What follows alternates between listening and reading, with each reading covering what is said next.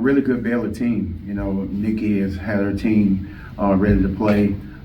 Just watched them on film. They play with a certain kind of swag, certain kind of energy, and again, it's the way that they play collectively together. It's a team that has the ability to play one-on-one, but they still share the basketball, and you saw it tonight with 29 assists. That's really impressive with a team like that with that much talent. I thought we came out the first half and really tried to be able to play, but the second half I thought we were up and down, frustrated, and didn't even play together to finish up the game like we needed to. For the most part, last time they out-rebounded us by a huge number. We were able to, 49 to 29 this time, kind of keep it close. But again, at the end of the day, you have to be able to control points in the paint. And that was the other thing that I thought they did a really good job at, attacking those rebounds and getting putbacks. And when we turned the ball over, they, really took advantage of that. Coach, how hard is it when a team comes out to press you the length of the floor and assist like them with only 6 players? Yeah, it's really tough. It's really tough, but again, at the end of the day, it's only 5 on the floor. They got 5, we got 5, so you got to be able to handle that and be able to play the game. Look down the bench and wish you had more and all that kind of stuff. You can hope and wish and pray, but again, at the end of the day, it's 5 on the floor. They're prepared, they know what to do, and they got to go out and execute. Despite the team's defensive struggles, Kierra was still able to pick up 5 steals. What does that say about her? The one thing I can say about Kierra is she tried to be consistent on the defensive end. She's been ingrained being a sophomore, and she had a lot of principles from last year that we were able to instill in her, that she still have an opportunity. But, the defensive end, it comes with will. You have to want to. And you have to have some personal pride to be able to do that, and we saw that from Kierra tonight. Coach, after tonight's game, what adjustments do you feel you need to make coming into the next game going against West Virginia? The first thing I think we need to do is just woo-saw a little bit, because that's a really good Baylor team. We're ranked all year. I think they're out of the ranking right now, but receiving votes, that kind of stuff. And we know who we are, so you can't just, measure yourself by them. That's the first thing, just woo-saw and be able to look at the film and see the things that we need to make some corrections on. The second thing I think we need to do is just get back to being who we are. We can get up the line, we can defend a whole lot better than we did tonight. We can score on the inside. I think we missed some chippies. We didn't even get to the free throw line a lot, and we usually get to the free throw line 14, 15, 18 times a game. So I think we just have to go back and reevaluate ourselves and be able to get our mindset right, because again, if you look at us on a 1-game streak like tonight, I think everybody will say, oh man, they're really bad. But again, when we put things together and play like we know how to play, we're really good. So I think the first thing is not to overreact and measure yourself against that team, because that team is really, really good. Coach, how challenging is it to keep the players from not losing, letting go of the rope and still believing in each other?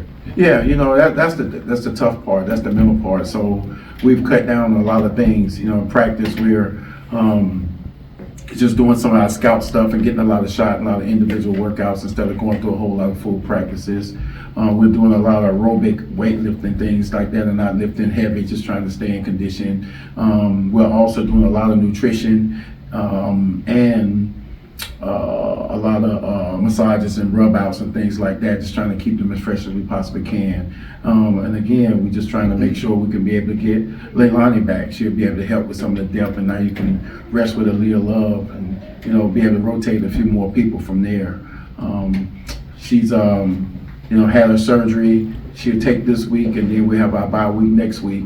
And by the end of that week, we think we'll have Leilani back to be in the mass. But again, after a couple of weeks off, we'll see how effective she can be, but it'll be another body. So again, at the end of the day, I think they have to continue to take care of their bodies, and we'll focus on, the most important things, like for the West Virginia game, it's going to be a zone game. That's what they do. They play zone. So again, it kind of helps us a little bit where we don't have to go through 15 different man sets, so it's 7, 8 zone sets, that kind of stuff. We're going to end up playing some zone again, and hopefully we can keep it close to where while we're playing zone, we can be able to do what we need to do and play it for longer stretches instead of having to go back and forth for man, because once you get down by 15, 10, 12, 15, there's no need to try to be in zone then, because again, like Baylor, they got hot and started making it from 3, so now you got to get out and guard people.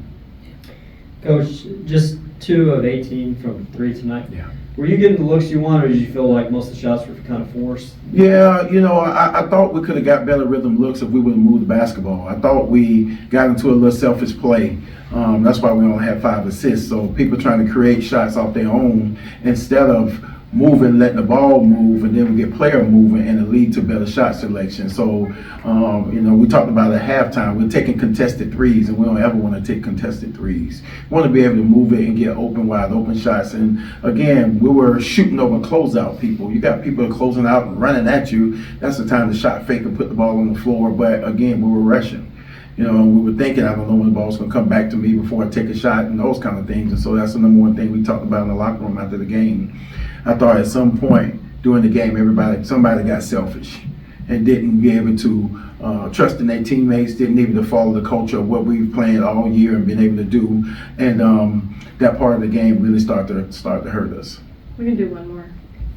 With the women playing so many minutes consistently, would you say they've gotten better at handling that as they've done it more endurance? Yes, the one thing that we started in June with all the conditioning, and we always start with our endurance part of it. So it's a lot of track running miles and those kind of things like that to get to these points to where that endurance stuff should be kicking in now, because again, non-conference, they probably played 28, 29 minutes because we had like 9 people then. And so now, even though we're going up, we're kind of slowing some tempo down on the game because we're not running as fast and break as much. We just try to run on opportunity when we have numbers. When we don't have numbers, we try to slow it down and be able to run a set. So again, their bodies can be able to take it. We just have to be cautious of them on like tomorrow. Tomorrow's going to end up just being a mental rep day. So again, we're just going to watch film and be able to look at some things we need to do. We won't hit the court, but we'll be a lot of treatment day and things like that. And we'll come back on Friday and make the adjustment of the things we need to do to get ready for West Virginia. But that'll start with the mental reps tomorrow, and then physically we'll get back on the court on Friday. Thanks, Coach.